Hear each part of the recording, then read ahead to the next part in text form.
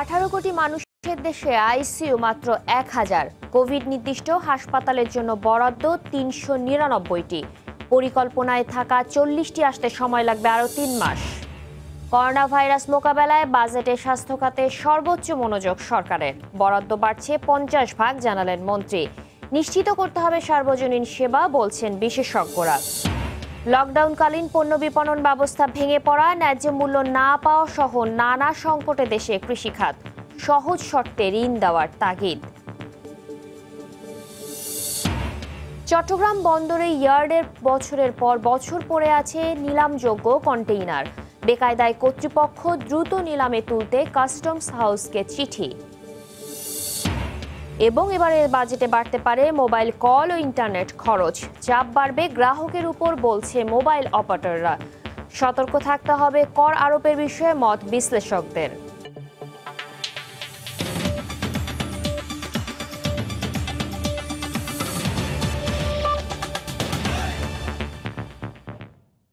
সময় সংবাদের সঙ্গে আছি আমি সাতিলা শারমিন।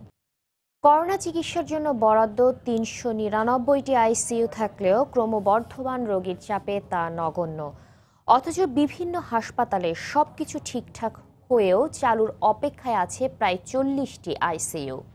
আর সরকারি বেসরকারি হাসপাতাল মিলে প্রায় 18 কোটি মানুষের এই দেশে আইসিইউ এর সংখ্যা মাত্র 1000। বিশেষজ্ঞরা বলছেন, করোনাকালে আইসিইউ নিয়ে টানা হেচড়ায় বেরিয়ে এসেছে দেশের স্বাস্থ্য খাতের এই দৈন্যদশা।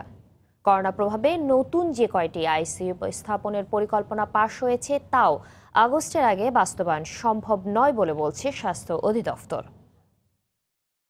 আমরা চেষ্টা করেছিলাম যে যদি কোনো হসপিটালে আইসিইউ খালি নেই, যদি এক্সট্রা অক্সিজেন থাকে সেটা যদি ভাড়া দেন বা কিনে আনতে হয় আমরা সেটাও করবো। আসলে ওনার মৃত্যুটা এইভাবে ছিল, তো এই জন্য হাজার চেষ্টা করে হচ্ছে আমরা পারিনি।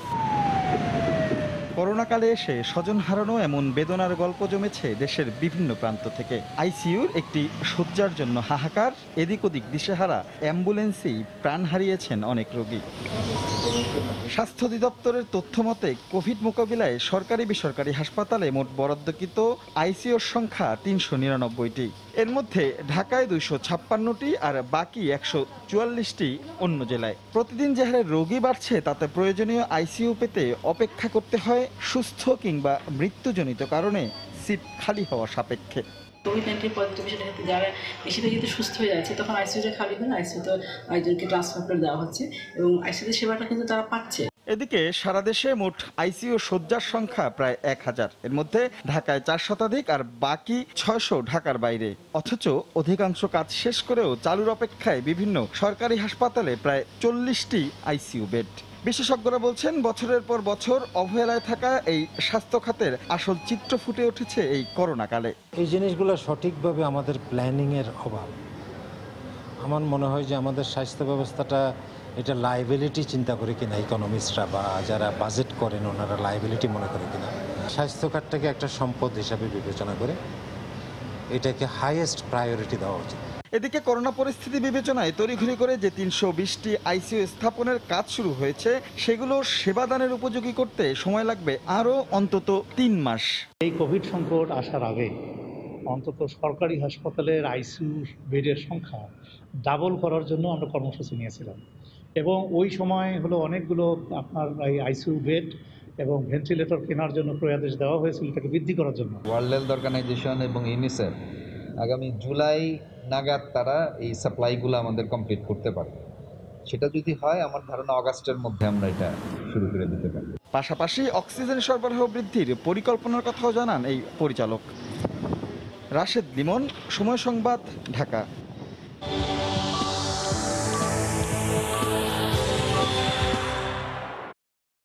করোনা ভাইরাস মোকাবেলায় এবারের বাজেটে স্বাস্থ্য খাতে সর্বোচ্চ মনোযোগ দিচ্ছে সরকার। পরিকল্পনা মন্ত্রী জানান, গতবারের তুলনায় 50 ভাগ বেশি বরাদ্দ থাকবে এবারের বাজেটে। তবে বিশেষজ্ঞরা মনে করছেন, বরাবরই অবহেলিত এ খাতে শৃঙ্খলা আনা সহজ নয়। দেশের মানুষের সুরক্ষা নিশ্চিত করতে হলে সার্বজনীন সেবা নিশ্চিত করতে হবে। এহসান জুয়েলের রিপোর্ট। হাসপাতাল থেকে হাসপাতালে ছোটাছুটি এখন নিত্যদিনের ভোগান্তি। অনেক বেশি দৃশ্যমান হয়েছে এবার করোনার প্রাদুর্ভাব ছড়িয়ে পড়ার পর। আসছে বাজেটে তাই এই খাতের বরাদ্দ নিয়ে চলছে আলোচনা। বিগত বছরগুলোতে জিডিপির 1% কম খরচ হয় স্বাস্থ্য খাতে। এশীয় ও প্রশান্ত মহাসাগরীয় অঞ্চলের 48টি দেশের মধ্যে বাংলাদেশে বরাদ্দ থাকে সবচেয়ে কম। তবে এইবার করোনার কারণে বেশ গুরুত্ব পাচ্ছে স্বাস্থ্য খাত। বরাদ্দ বাড়ানোর পাশাপাশি বাজেট পাশের পরও নতুন করে পরিকল্পনা গ্রহণের সুযোগ থাকছে। মনোযোগও বেড়েছে, বরাদ্দ বেড়েছে। সরকার প্রধান রিপিটেডলি বলেছেন যে এই খাত এবং কৃষি খাত এইগুলাকে তিনি উচ্চ অগ্রাধিকার দিবেন এবং এরা যদি আরো প্রকল্প বাজেট পাশ হওয়ার পরেও যদি নিয়ে আসে আমরা রেডি আছি। স্বাস্থ্য খাতে গত বছর ছিল 2টা মিলে 9,000 কোটির মতো, এবার আমরা 2টা মিলে ধরেছি প্রায় 13,000 কোটি, 50%-এর মতো বেড়েছে এক বছরেই। চলতি বছরের সংশোধিত এডিপিতে স্বাস্থ্য খাতের 67টি প্রকল্পের মধ্যে 48টি অবকাঠামো নির্মাণ বিষয়ে, তাই সেবার চেয়ে দুর্নীতির সুযোগ বেশি। বিশেষজ্ঞরা মনে করছেন রাতারাতি সংস্কার না হলেও সার্বজনীন সেবা নিশ্চিত করতে হলে সরকারের পরিকল্পনায় আনতে হবে পরিবর্তন। আগামী অর্থবছরটিও আমাদের করোনা সংক্রান্ত স্বাস্থ্য ঝুঁকির বিষয়গুলোই স্বাস্থ্য খাতের মূল লক্ষণীয় বিষয়ের ভিতরে থাকা দরকার। করোনা আমাদেরকে দেখিয়ে দিয়েছে যে আমাদের স্বাস্থ্য খাত কতটা ভঙ্গুর। এই শিক্ষাটা আমরা এখান থেকে নিচ্ছি, সেটা মাধ্যমে যদি আমরা সামনে স্বাস্থ্য খাতকে সংস্কার করতে পারি তাহলে কিন্তু এখান থেকে আমাদের বড় একটা উপকার হবে। চলতি অর্থ বছরে সরকারের অন্যান্য খাতগুলোর বিবেচনায় স্বাস্থ্য খাতে বরাদ্দের অবস্থান 11তম। হিসান জুয়েল, সময় সংবাদ, ঢাকা। রাজধানীতে করোনা ভাইরাস সংক্রমণ বেড়ে যাওয়ায় ঝুঁকি বিবেচনায় এলাকাভিত্তিক লাল, হলুদ, সবুজ জোনে ভাগ করার সিদ্ধান্ত নিয়েছে সরকার। এই মুহূর্তে রাজধানীর রাজাবাজার এলাকায় আছেন রিপোর্টার ফারুক ভুঁইয়া রবিন এবং কক্সবাজার শহরে আছেন রিপোর্টার সুজাউদ্দিন রুবেল। প্রথমেই যাচ্ছি রবিনের কাছে। রবিন, যদি সাথীলা বলতে যাই যে আপনারা জানেন যে ঢাকা শহরকে রেড জোন হিসেবে ঘোষণা করার জন্য কয়েকটি এলাকাকে, যে এলাকাগুলো সবচেয়ে বেশি সংক্রমিত তার জন্য কিন্তু এরই মধ্যে সরকারের নানা ধরনের যে প্রস্তুতি, সে প্রস্তুতির অংশ হিসাবে কিছুক্ষণ আগে রাজধানীর এই পূর্ব রাজাবাজারের নাজরিন স্কুল অ্যান্ড কলেজে, সেখানে ঢাকা উত্তর সিটি কর্পোরেশনের উপপ্রধান স্বাস্থ্য কর্মকর্তা এবং যে আইডিসিআরের একজন কর্মকর্তা এসে এই এলাকাটি পরিদর্শন করে গিয়েছেন এবং তারা আসলে যেটি দেখতে চান যে মূলত যদি এই রাজাবাজার এলাকাটিকে যে আপনার যে সরকারের যে পরীক্ষামূলকভাবে যে সিদ্ধান্তটি রয়েছে কার্যকর হিসেবে ঘোষণা করা রেড জোন হিসেবে, সেটি যদি করা হয় তাহলে সার্বিক প্রস্তুতিটা কিভাবে হবে, এখানে আইসোলেশনের ব্যবস্থা কিভাবে হবে এবং যে নমুনা সংগ্রহ কিভাবে হবে এবং পরীক্ষা কিভাবে হবে, সার্বিক বিষয়টি দেখার জন্য কিন্তু যে নাজরিন স্কুল অ্যান্ড কলেজে এসে আইডিসিআরের একজন প্রতিনিধি এবং ঢাকা উত্তর সিটি কর্পোরেশনের উপপ্রধান স্বাস্থ্য কর্মকর্তা এসে পরিদর্শন করে গেছেন এবং তাদের সাথে আমাদের একটু আগে কথা হয়েছে। তারা আসলে আমাদেরকে যেটি বলেছেন যে সবগুলো কিন্তু যে প্রাথমিক পর্যায়ের পরিকল্পনার অংশ হিসেবে তারা এসেছেন।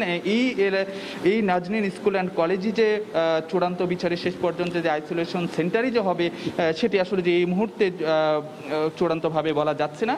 তারা আসলে যে সার্বিক বিষয়টি খতিয়ে দেখে সরকারের সব ধরনের বেশ কয়েকটি, আপনারা জানেন যে এখানে সংস্থা রয়েছে এবং যে পক্ষ রয়েছে সবার সাথে আলাপ আলোচনা করেই কিন্তু সেই চূড়ান্ত সিদ্ধান্তটি নেওয়া হবে। এবং আরেকটি বিষয় যদি আপনাকে বলতে চাই যে আপনারা জানেন যে ঢাকা শহরের যে বেশ কয়েকটি এলাকাকে যে রেড জোন ঘোষণা করার কথা রয়েছে, অর্থাৎ যে এলাকাগুলোতে প্রতি লাখের মধ্যে 30 জনের বেশি মানুষ কোভিড-19 আক্রান্ত শনাক্ত হয়েছেন, সেই এলাকাগুলোকে রেড জোন হিসাবে ঘোষণা করা হবে এবং সেই রেড জোন হিসাবে ঘোষণা করার পরেই যে স্বাভাবিকভাবে এই এলাকাতে যেন এই এলাকার মানুষ যেন বের হতে না পারেন এবং এই এলাকায় যেন কেউ না ঢুকতে পারেন, সেটি আসলে যে নিশ্চিত করার জন্য কিন্তু একটি যে পদক্ষেপ নেওয়া হবে। মোটামুটি যদি বলা যায় যে এই যে জোন ভিত্তিক যে লকডাউনে যাওয়া, সেটি কিন্তু কোভিড-19 পরিস্থিতি সংক্রমণে রোধ করার জন্য সরকারের শেষ অস্ত্র হিসেবে কিন্তু এটাকে বাছাই করা হয়েছে এবং এই বিষয়টি নিয়ে সরকার কয়েক দফা কিন্তু বিশেষজ্ঞদের সঙ্গে আলাপ আলোচনা করেছে এবং সেই আলাপ আলোচনার পরিপ্রেক্ষিতেই কিন্তু এইদিকে যাওয়া হচ্ছে। তো আমরা আসলে যেটি বলা হচ্ছিল যে প্রথমে বলা হচ্ছিল হয়তো বা গতকাল রোববার এই রাজধানীর পূর্ব রাজাবাজারকে যে পরীক্ষামূলকভাবে লকডাউন হিসাবে ঘোষণা করা হতে পারে, কিন্তু এখনো পর্যন্ত যেটি বলা যাচ্ছে যে হয়তোবা সোমবার বা আগামী মঙ্গলবার যে কোনো একটা সময় হয়তোবা যে পরীক্ষামূলকভাবে লকডাউন কার্যকর করা হতে পারে এবং এই এলাকার অভিজ্ঞতাকে সঞ্চয় করে বাকি সব এলাকাগুলোতেও আসলে যে লকডাউন কার্যকর করা হবে। তো এই ছিল আমার কাছে সবশেষে আমরা একটু জানার চেষ্টা করব আমাদের সহকর্মী সুজাউদ্দিন রুবেলের কাছ থেকে কক্সবাজারের খবরাখবর। রুবেল। রবিন, আপনাকে ধন্যবাদ। যে কক্সবাজারের লকডাউনের আজকে তৃতীয় দিন চলছে। তৃতীয় দিন এসে আমরা যেটা দেখতে পাচ্ছি কিছুটা পরিবর্তন হয়েছে। প্রথম 2 দিন যে ঢিলে ঢালা ভাব ছিল সেটি অনেকটা নেই বললেই চলে। আর যে সার্বক্ষণিক কিন্তু যে পুলিশের টহল, আজ সকাল থেকে আমরা পুলিশ, র্যাব, সেনাবাহিনীর টহল কিন্তু দেখতে পাচ্ছি। আর অলিগলিতে যে বিষয়টি আমরা আজকে সকালে দেখতে পেয়েছি সেটি হচ্ছে সকল দোকানপাট কালকে যেমন খোলা ছিল, আজকে কিন্তু কোনো দোকানপাট আমরা খোলা দেখিনি, সব কিছু তালাবদ্ধ অবস্থায় দেখেছি। এছাড়াও গলির যে সম্মুখ দিক রয়েছে সেই সম্মুখ দিকে কিন্তু বাঁশ দিয়ে ব্যারিকেড দেওয়া হয়েছে যাতে কোনো গাড়ি ঢুকতে না পারে। কিন্তু মানুষ যে জরুরি প্রয়োজন, সে জরুরি প্রয়োজনে বের হওয়ার জন্য তারা একটি পথ রেখেছে, সেই পথ দিয়ে তারা চলাফেরা করছে। অন্যদিকে যে কমিটির কথা বলা হয়েছিল যে 9 জনের ওয়ার্ড ভিত্তিক যে 9 জন পৌর কাউন্সিলর, একজন পৌর কাউন্সিলর দিয়ে, সেই কমিটির লোকজনও কিন্তু কালকে সন্ধ্যা থেকে কাজ শুরু করেছে। সর্বোপরি আসলে যে তাদের লকডাউন যে কার্যকর করতে তাদের যে প্রচেষ্টা সেটা কিন্তু তারা অব্যাহত রেখেছে। আর অন্যদিকে আজকে সকাল থেকে যেমন প্রধান সড়কে আমি এখন দাঁড়িয়ে আছি, সেখানে কিন্তু প্রধান সড়কে গত 2 দিনে যে ধরনের যানবাহন কোনো পরিবহন চলাচল করছিল আজকে কিছুটা কমেছে। এছাড়াও কক্সবাজারে দিন দিন কিন্তু সংক্রমণের হার বাড়ছে। এই পর্যন্ত গত 64 দিনে প্রায় 1000-এর অধিক করোনা আক্রান্ত হয়েছে এবং মারা গিয়েছে প্রায় 20 জন মতো। গতকাল দুপুরও একজন কক্সবাজারের সিনিয়র সাংবাদিক করোনা আক্রান্ত হয়ে মারা গেছেন।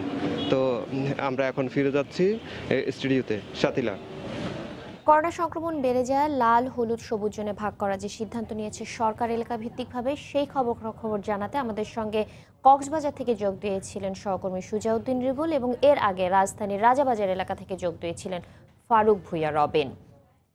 করোনা পরিস্থিতিতে যানবাহন চলাচলের খবর জানাতে এই মুহূর্তে রাজধানীর কমলাপুরে আছেন রিপোর্টার নাজমুস সালেহি। সরাসরি চলে যাচ্ছি তার কাছে। সালেহি।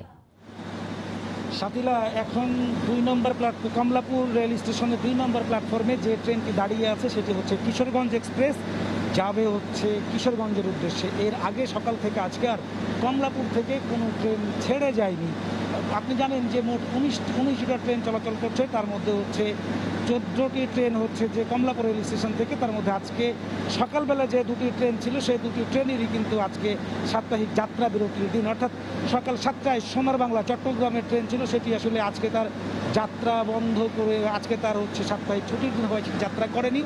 সকাল 7:30 তিস্তা এক্সপ্রেস, সেটি যাওয়ার কথা ছিল ময়মনসিংহ হয়ে সোজা দেওয়ানগঞ্জ জামালপুর পর্যন্ত, সেই ট্রেনটিরও আসলে আজকে সাপ্তাহিক বন্ধের দিন থাকায় সেটিও সকাল 7:30টায় যাত্রা করেনি। এখন যেটি আছে কিশোরগঞ্জ এক্সপ্রেস, যাবে হচ্ছে কিশোরগঞ্জের উদ্দেশ্যে। আপনি দেখছেন যে প্রতিটি ট্রেনের এই যে জায়গাটিতে আমরা দাঁড়িয়ে আছি প্ল্যাটফর্মে, এই জায়গা পর্যন্ত আসতে যাত্রীদেরকে অন্তত 4 স্তরের সুরক্ষা বিধি মেনে এখানে আসতে হয়েছে। প্রথমেই কাউন্টারের সামনে প্ল্যাটফর্মে প্রবেশের আগে যাত্রীদেরকে মাস্ক ছাড়া কাউকে ভিতরে প্রবেশ করতে দেওয়া হয়নি। ওই সময় যাত্রীদেরকে তাদের শরীরের তাপমাত্রা মাপা হয়েছে, যাদের তাপমাত্রা বেশি তাদেরকে যাত্রা করতে দেওয়া হয়নি। এরপরে যাত্রীদেরকে ভিতরে ঢোকানোর সময় ওখানে জীবাণুনাশক টানেলের মধ্য দিয়ে আসতে হয়েছে এবং সেখানে হ্যান্ড স্যানিটাইজার দিয়ে যাত্রীদেরকে স্যানিটাইজ করা হয়েছে। তারপরে তারা এখন এ পর্যন্ত এসেছেন। প্রত্যেকটি ট্রেনের প্রত্যেকটি কোচের সামনে একজন করে অ্যাটেন্ডেন্স তারা হচ্ছে পিপি পরিহিত অবস্থায় রয়েছেন এবং সেই তারা যাত্রীদেরকে আবার ট্রেনের কামরায় উঠানোর আগে আবার হ্যান্ড স্যানিটাইজার দিয়ে তারা আবার স্যানিটাইজ করছেন। আপনারা দেখছেন যে আপনাকে দেখাতে চাই যে এই ভিতরে জেনে বলা হয়েছে যে 1 আসন পর পর যাত্রীরা হচ্ছে বসবে, এই বিধান রেখেই আসলে এবার ট্রেনের টিকিট বিক্রি হয়েছে, পুরোপুরি অনলাইনে বিক্রি হচ্ছে। এই ট্রেনে হচ্ছে তার ভিতরে আমরা কিন্তু তেমন পরিস্থিতি দেখতে পাচ্ছি। যাত্রী অনেকটা কম মানে হচ্ছে প্রতিটি যে 2 সিটের আসন রয়েছে প্রতি 1 সিটে যাত্রী বসেছেন এবং যে সিটগুলো রয়েছে 3 সিটের সেগুলো মাঝখানেটা ফাঁকা রেখে 2 পাশে 2 জন যাত্রী করে বসছে। তো বলা যেতে পারে প্রায় সপ্তাহখানেক পেরিয়েছে ট্রেনের যাত্রীবাহী ট্রেনের চলাচল। এখন পর্যন্ত এই ট্রেনের সার্বিক যে ব্যবস্থাপনা, সামাজিক দূরত্ব এবং স্বাস্থ্যবিধি মানার যে বিষয়টি, সেটি বলা যেতে পারে মোটামুটি এক ধরনের যাত্রীদেরকে স্বস্তি দিচ্ছে এবং যে যাত্রা যাত্রীদের বলা যেতে পারে খানিকটা স্বস্তির কিন্তু আসলে রয়েছে। আপনি জানেন যে হচ্ছে পুরোপুরি টিকিট আসলে বিক্রি হচ্ছে অনলাইনে, 50% টিকিট অনলাইনে বিক্রি হচ্ছে এবং যাত্রা করার সময় যে স্লিপার বাথ রয়েছে সেগুলো আসলে কোনো প্রকার বিছানাপত্র সরবরাহ করা হচ্ছে না, হকারমুক্ত করা হয়েছে এবং ট্রেনের মধ্যে কোনো প্রকার স্ট্যান্ডিং টিকিট বিক্রি হচ্ছে না। সব মিলিয়ে বলা যেতে পারে যাত্রীরা এখন পর্যন্ত সন্তোষ প্রকাশ করেছেন রেলের সার্বিক ব্যবস্থাপনা নিয়ে। তো সাতিলা, এই ছিল আমার কাছে কমলাপুর রেল স্টেশন থেকে সর্বশেষ। রাজধানীর গণপরিবহনের খবরাখবর আমাদেরকে জানাচ্ছিলেন সহকর্মী নাজমুস সালিহ, তিনি ছিলেন কমলাপুর রেল স্টেশনে। ৮,০০০-এর বেশি নিলামযোগ্য কন্টেইনার নিয়ে চরম বেকায়দায় চট্টগ্রাম বন্দর কর্তৃপক্ষ। কন্টেইনারে আমদানি করার পণ্য বছরের পর বছর বন্দরের ইয়ার্ডে পড়ে আছে, আর ইয়ার্ডে স্থান না হয় আমদানি করা কন্টেইনার এখন খালাস করা হচ্ছে প্রাইভেট আইসিডিতে। এ অবস্থায় নিলামের পাওনা বাবদ ৮৬ কোটি টাকা পরিশোধের পাশাপাশি কন্টেইনারগুলো দ্রুত নিলামে তুলতে কাস্টমস হাউসকে চিঠি দিয়েছে বন্দর কর্তৃপক্ষ। সাখাওয়াত টিপুর ক্যামেরায় বিস্তারিত জানাচ্ছেন কমল দে। চট্টগ্রাম বন্দরের সবশেষ তথ্য অনুযায়ী বন্দরের অকশন শেডে নিলামে তোলার মতো কন্টেনার রয়েছে ৮,০০০-এর বেশি। এর মধ্যে গাড়ি রয়েছে ৩৮২টি, রয়েছে এলসিএল কার্গো ৬৮,০০০ প্যাকেজ এবং বাল্ক কার্গো ৫,৩৪৮ প্যাকেজ। বছরের পর বছর এসব কন্টেনার এভাবে পড়ে থাকায় দুর্ভোগে পড়তে হচ্ছে বন্দর ব্যবহারকারীদের। বিভিন্ন শিপিং লাইনের জন্য অবশ্যই লস, কারণ এই কন্টেনারগুলো আমরা ইউজ করতে পারছি না। আমি বলেছি যে কন্টেনারটা হচ্ছে টাকার মতো, আমরা যত ইউজ করব আমাদের তত লাভ হবে। তো সেই ক্ষেত্রে আমরা অনেক টাকা রেভিনিউ হারাচ্ছি। নির্দিষ্ট সময়ের পর আমদানিকৃত পণ্য আমদানিকারক ছাড় না করালে তা নিলামে তোলার ব্যবস্থা নেয় কাস্টমস কর্তৃপক্ষ। তার আগে কন্টেনারগুলোর অবস্থান জানিয়ে বন্দরের পক্ষ থেকে চিঠি দেওয়া হয়, কিন্তু বারবার চিঠি দেওয়ার পরও নিলামে তোলা হচ্ছে না বলে অভিযোগ উঠেছে। এটা পর্যায়ক্রমে নিলাম হয়, তবে আমরা সবসময়ই কাস্টমসকে আহ্বান জানাই যেন এই নিলাম প্রক্রিয়াটা খুব দ্রুত করা হয়। চট্টগ্রাম বন্দর কর্তৃপক্ষের অভ্যন্তরে আমাদের কন্টেনার রাখার জায়গা যেন বাড়ে। আটকে থাকা এসব কন্টেনারের মধ্যে নিত্য প্রয়োজনীয় জিনিসের পরিমাণ তুলনামূলক বেশি। তাই করোনা ভাইরাসের এই দুঃসময়ে পণ্যগুলো সাধারণ মানুষের মধ্যে সহায়তা হিসেবে দেওয়ার কথা বলছেন এই ব্যবসায়ী নেতা। তরিত একটা সিদ্ধান্ত নেওয়া উচিত, এই কন্টেনারগুলিকে নিলামে হোক যেভাবে হোক সেগুলি ছেড়ে দেওয়া উচিত। সেগুলি যদি খাদ্যদ্রব্য হয়ে থাকে সেগুলিকে ত্রাণ হিসেবে বিক্রি করে দিক সরকার। অবশ্য আগে থেকে নিলামে বিক্রিত পণ্যের হিস্সা বাবদ চট্টগ্রাম বন্দর কর্তৃপক্ষ কাস্টমসের কাছে ৮৬ কোটি ৪২ লাখ টাকা পাওনা রয়েছে। রেফার কন্টেনার হিসেবে পরিচিত বিশেষ এই কন্টেনার দিয়ে বিদেশ থেকে নিয়ে আসা হয় ফলসহ বিভিন্ন খাদ্যদ্রব্য। বাজারে কৃত্রিম সংকট সৃষ্টি করে বাড়ানো হয়েছে ফলের দাম, অথচ ফলবাহী এ ধরনের শত শত রেফার কন্টেনার পড়ে আছে বন্দরের ইয়ার্ডে। চট্টগ্রাম বন্দর থেকে কমল দে, সময় সংবাদ। করোনা প্রাদুর্ভাবের ১.৫ মাসেই কৃষকের আর্থিক ক্ষতির পরিমাণ ৫৬,০০০ কোটি টাকার বেশি। বেসরকারি সংস্থা ব্র্যাকের এক গবেষণায় উঠে এসেছে এমন তথ্য। সংস্থাটি বলছে, লকডাউনকালীন পণ্য বিপণন ব্যবস্থা ভেঙে পড়া, ন্যায্য মূল্য না পাওয়া সহ নানা সংকটে পড়ে দেশের কৃষিখাত। এই খাতের উন্নয়নে সহজ শর্তে ঋণ দেওয়ার পাশাপাশি শক্তিশালী বিপণন ব্যবস্থার উপর জোর দিচ্ছেন বিশেষজ্ঞরা। রাশেদ বাপ্পির রিপোর্ট।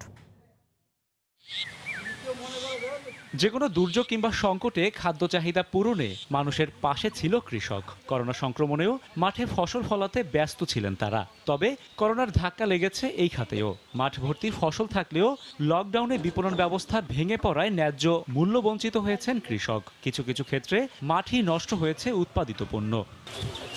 করোনায় কৃষি খাত ও সামগ্রিক খাদ্য নিরাপত্তার প্রভাব নিয়ে গবেষণা করে বেসরকারি সংস্থা ব্র্যাক। দেশের ৬৪ জেলার ১,৫৮১ জন কৃষকের উপর পরিচালিত সমীক্ষা বলছে, মার্চের শেষ সপ্তাহ থেকে পরের ১.৫ মাসে পণ্যের ক্ষতি ও কম দামের কারণে প্রত্যেক কৃষকের গড় লোকসান প্রায় ২,৭,৯৭৬ টাকা। সেই হিসেবে সারা দেশের কৃষির প্রতিটি উপখাতের সব কৃষকের সংখ্যা বিবেচনায় আর্থিক ক্ষতির পরিমাণ দাঁড়ায় ৫৬,৫৩৬ কোটি ৬৮ লাখ টাকা। মেজর সমস্যা আমরা দেখেছি যে বাজারটা কাজ করছে না, যাতায়াতের অসুবিধার কারণেও। এখন পোস্ট অফিস বলছে তারা লিচু পরিবহনে কাজ করবে। সো এইরকম কিছু ইনোভেটিভ উদ্যোগ নিয়ে কৃষি বাজারটাকে চালু রাখতে হবে, সেটা খুব জরুরি। সংকট মোকাবিলার উপায় না পেয়ে উৎপাদন কমানোর পাশাপাশি উৎপাদন বন্ধ করতেও বাধ্য হন অনেক কৃষক। বিশেষজ্ঞরা বলছেন, সংকটে জর্জরিত কৃষকের ঘুরে দাঁড়াতে প্রয়োজন কৃষক বান্ধব ঋণ ব্যবস্থাপনা। পাশাপাশি পণ্য বিপণন ও ন্যায্য মূল্য নিশ্চিত করার উপরও জোর দিয়েছেন তারা। কৃষি সম্প্রসারণ অধিদপ্তর, মৎস্য সম্প্রসারণ অধিদপ্তর এবং প্রাণী সম্পদ অধিদপ্তর, যারা লোন পেতে চান বা পাওয়ার দরকার তাদের, এবং তারা এই ব্যাপারে একটু সিরিয়াস, তাহলে তাদের এই আনুষ্ঠানিকতাগুলো পূরণ করবার জন্য তাদেরকে যেন তারা সহায়তা করেন যতদূর সম্ভব। বাংলাদেশের কৃষকদের 80%-এর বেশি তাদের কোনো ব্যাংক অ্যাকাউন্ট নেই, কাজেই কৃষি ঋণ পাওয়াটা তাদের ক্ষেত্রে অনিশ্চিত। এজন্য কৃষকের পণ্য উৎপাদন, সে উৎপাদিত পণ্য বিক্রি নিশ্চিত করা এবং তার মাধ্যমে কৃষককে উপযুক্ত মূল্য প্রদান, এটাই হতে পারে যে ক্ষতিগ্রস্ত কৃষি খাত এবং কৃষকের জন্য সবচেয়ে বড় সমাধান। ভেঙে পড়া কৃষিখাত শক্তিশালী করতে কৃষির সাথে সরাসরি সম্পৃক্ত সার, বীজ ও পরিবহন খাতের দিকেও নজর দেওয়ার আহ্বান বিশেষজ্ঞদের। রাশেদ বাপ্পি, সময় সংবাদ, ঢাকা। সময় সংবাদে আরও থাকছে, করোনা পরিস্থিতিতে এখনো আন্তর্জাতিক ক্রিকেটে ফেরার সময় আসেনি বাংলাদেশের, জানালেন মাহমুদুল্লাহ। অন্য দেশগুলোর খেলা পর্যবেক্ষণের পর সিদ্ধান্ত।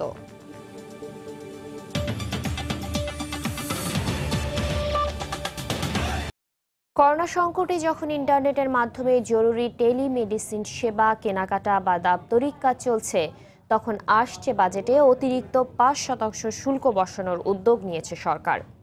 রাজস্ব আয় বাড়াতে শুল্ক বসানোয় এবারের বাজেটে বাড়তে পারে মোবাইলে কথা বলা ও ইন্টারনেট খরচ। মোবাইল অপারেটররা বলছেন, বাড়তি কর আরোপ করা হলে তা সাধারণ গ্রাহককেই পরিশোধ করতে হবে। কর আরোপের বিষয়ে ভেবেচিন্তে সিদ্ধান্ত নেওয়ার পরামর্শ অর্থনীতি বিশ্লেষকদের। করোনা মহামারীতে ঘর থেকে বের হওয়া কমে গেছে, বেড়েছে সামাজিক দূরত্ব বজায় রাখার নির্দেশনা। এমন অবস্থায় ব্যক্তিগত যোগাযোগ, কেনাকাটা কিংবা দাপ্তরিক কাজকর্ম সবই চলছে মোবাইল ও ইন্টারনেটে। অপারেটরদের হিসাব বলছে, করোনায় দেশে ইন্টারনেট ব্যবহার বেড়েছে 30%।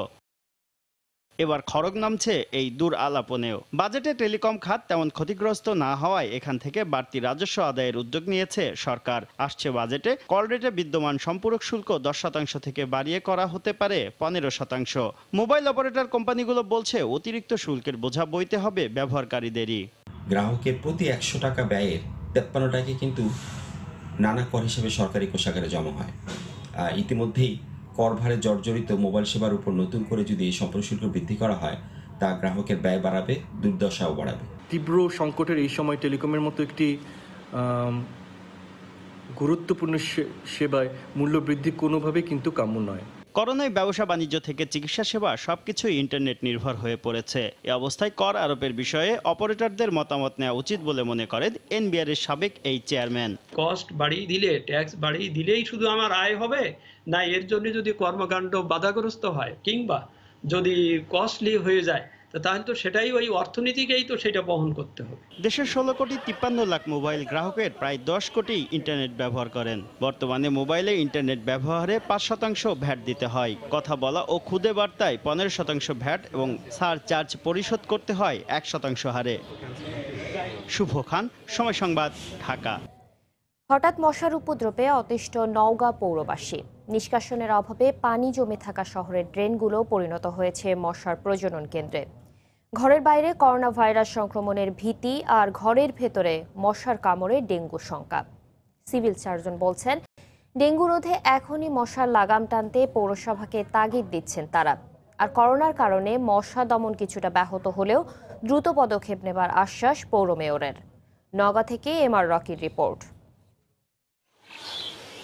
ভাঙা সড়কের নর্দমায় কোটি মশার এই প্রজনন কেন্দ্র নওগাঁ পৌরসভা ভবনের মাত্র কয়েকশো গজ দূরের। বছরের পর বছর ধরে পানি নিষ্কাশনে নর্দমাগুলো অর্ধেকের বেশি অকেজ হয়ে আছে।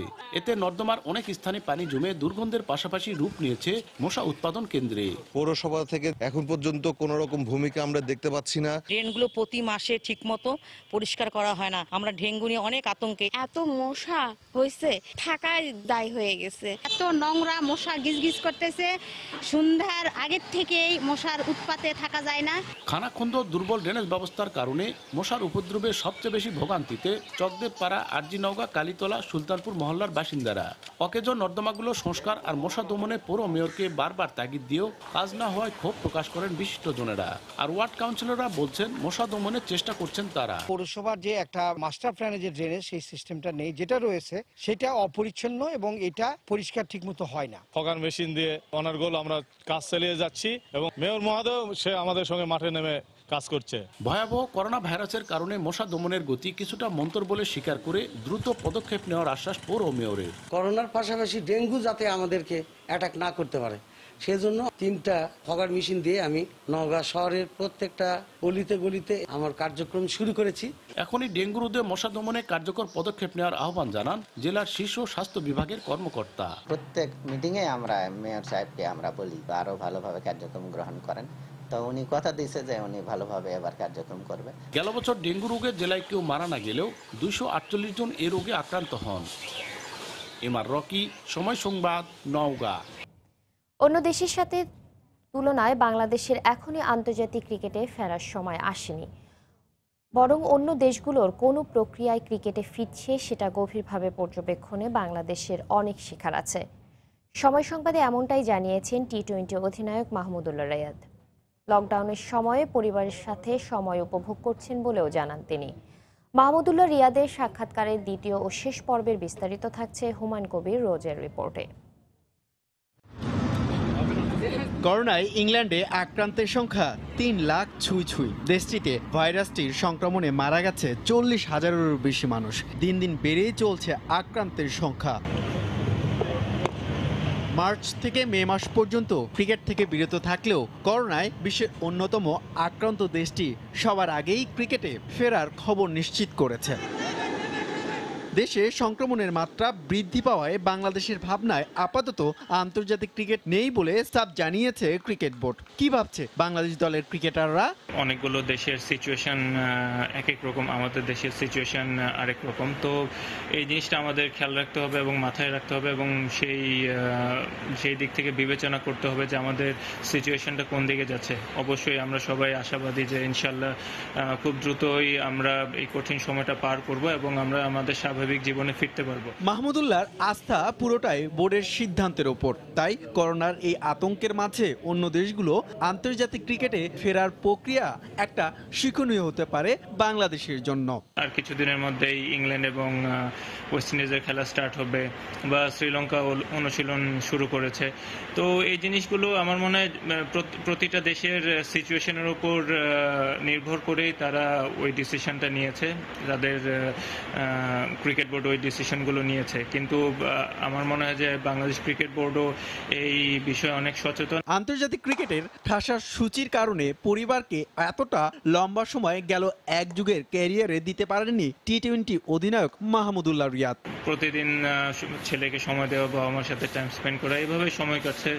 আর ঘরের বাইরে তো খুব একটা যাওয়া হচ্ছে না, একদমই নিত্য প্রয়োজনীয়, যদি খুবই প্রয়োজনীয় যদি কোনো কাজ থাকে সেটাও ঘরে বসেই করানোর চেষ্টা করি। হুমায়ুন কবির রোজ, সময় সংবাদ, ঢাকা। এ পর্যায়ে শীর্ষ সংবাদ জানিয়ে দিচ্ছে আরেকবার। 18 কোটি মানুষের দেশে আইসিইউ মাত্র 1000। কোভিড নির্দিষ্ট হাসপাতালের জন্য বরাদ্দ 399টি। পরিকল্পনায় থাকা 40টি আসতে সময় লাগবে আরও 3 মাস। করোনা ভাইরাস মোকাবেলায় বাজেটে স্বাস্থ্য খাতে সর্বোচ্চ মনোযোগ সরকারের। বরাদ্দ বাড়ছে 50%, জানালেন মন্ত্রী। নিশ্চিত করতে হবে সার্বজনীন সেবা, বলছেন বিশেষজ্ঞরা। লকডাউনকালীন পণ্য বিপণন ব্যবস্থা ভেঙে পড়া, ন্যায্য মূল্য না পাওয়া সহ নানা সংকটে দেশের কৃষিখাত। সহজ শর্তে ঋণ দেওয়ার তাগিদ। চট্টগ্রাম বন্দরের ইয়ার্ডে বছরের পর বছর পড়ে আছে নিলামযোগ্য কন্টেইনার। বেকায়দায় কর্তৃপক্ষ, দ্রুত নিলামে তুলতে কাস্টমস হাউসকে চিঠি। এবং এবারের বাজেটে বাড়তে পারে মোবাইল কল ও ইন্টারনেট খরচ। চাপ বাড়বে গ্রাহকের উপর, বলছে মোবাইল অপারেটররা। সতর্ক থাকতে হবে কর আরোপের বিষয়ে মত বিশ্লেষকদের।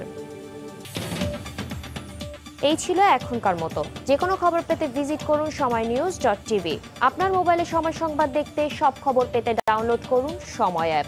এছাড়া এইমাত্র পাওয়া খবর মোবাইলে পেতে SMS করুন *BN লিখে পাঠিয়ে দিন 16242 নম্বরে।